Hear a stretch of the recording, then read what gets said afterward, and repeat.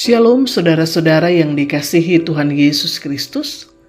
Selamat berjumpa lagi dalam program Rumah Doa Jumat 24 Juli 2026.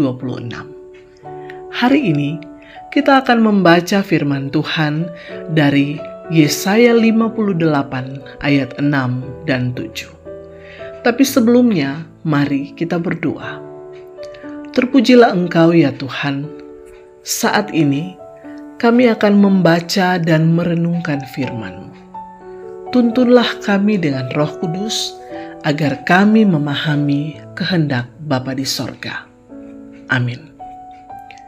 Yesaya 58 ayat 6 dan 7.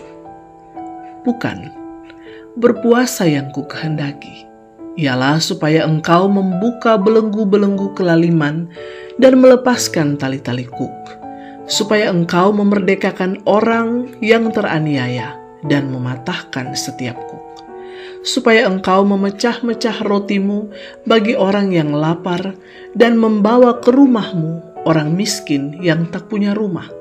Dan apabila engkau melihat orang telanjang, supaya engkau memberi dia pakaian dan tidak menyembunyikan diri terhadap saudaramu sendiri.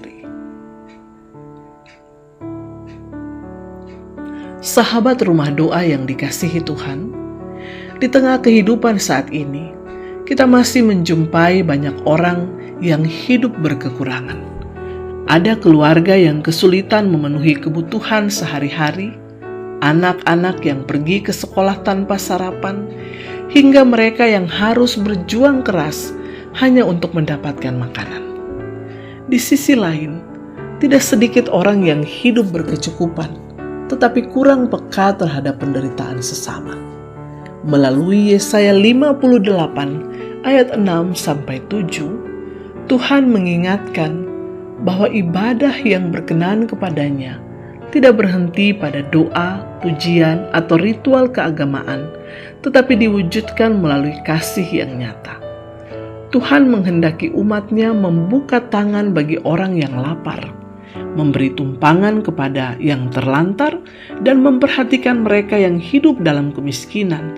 Dengan kata lain, kasih kepada Allah harus terlihat melalui kepedulian kepada sesama. Karena itu, firman Tuhan hari ini mengajak kita untuk membangun kebiasaan berbagi sebagai bagian dari gaya hidup orang percaya. Berbagi tidak harus menunggu menjadi kaya atau memiliki kelebihan yang banyak. Dari apa yang Tuhan percayakan hari ini, kita dapat menyisihkan sebagian untuk menolong mereka yang membutuhkan, menyediakan makanan bagi yang lapar, atau memberikan perhatian kepada keluarga yang sedang mengalami kesulitan. Ketika anak-anak melihat orang tuanya hidup berbagi, mereka pun belajar bahwa berkat Tuhan bukan hanya untuk dinikmati sendiri, tetapi juga untuk dibagikan. Keluarga yang hidup demikian menjadi saksi kasih Kristus di tengah masyarakat, sebab melalui tangan kita yang memberi, hati yang peduli, dan kehidupan yang penuh belas kasihan, orang lain dapat merasakan pemeliharaan dan kasih Allah.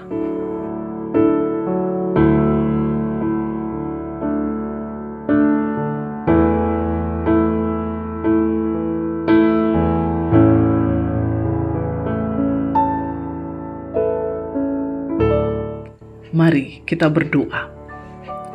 Ya Tuhan, kami bersyukur atas berkat yang Kau beri.